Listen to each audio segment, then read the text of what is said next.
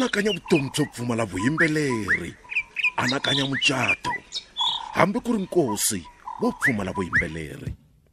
eAfrika hi tirhisa vuyimbeleri eminkarhini ya ntsako, gome na le minkarhini yo tlangela ku hlula. Vatsonga va na nduma yo qamba vuyimbeleri nkarhi wun'wana na wun'wana, tinguva ku ya hi ku hambanahambana ka tona ti tisela vuyimbeleri byo hambanahambana. Xinengani xa n'wampfundla wo xi chela biriviri legiyani, hayi xinengani xa n'wampfundla xi nandziha ngopfu maseve, chela biriviri xa dzokombe, hayi xinengani xa n'wampfundla ya gaza ya vogelo aha hai na ila ku hin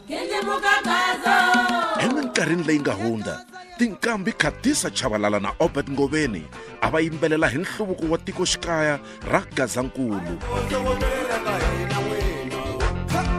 Lava nga landzela a va tlangela ntshunxeko hi tinsimu to fana na va Xilahla Matende ya George Maluleke.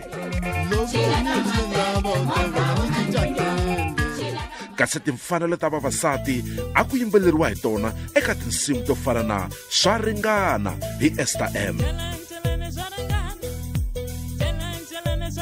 I mani a nga rivalaka risimu leri nga hi nghenisa eka lembe ra 2000 ra Dr. Thomas Chauke loko a ku Magidimbirhi.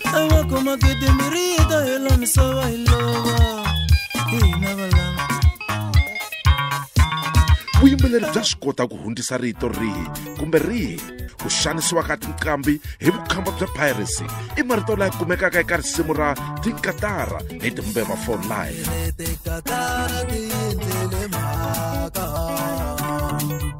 Vuyimbeleri bya swi kota ku humesa mpfumawulo lowu nga endlaka tiko hinkwaro ri yimbelela hi nomo wun'we.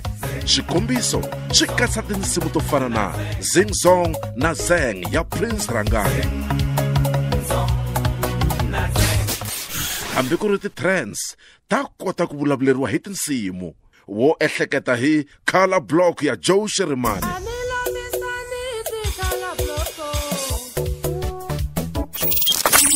na Virus ya Dr. Thomas Chauke.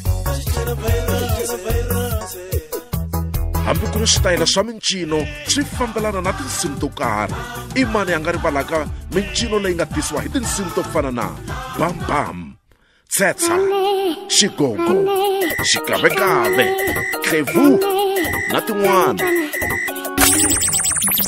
Eka lembe leri endzhaku ka loko hi fambe ndlela leyi malembe ya 10, i nkarhi wa leswaku hi boxa ntima yintshwa hi ri karhi ya mahlweni hi tlangela vuyimbeleri bya Xitsonga. Munghana Lonene FM Xitsonga Music Awards 2013, vuyimbeleri bya vulavula, ti twele hi ta wena.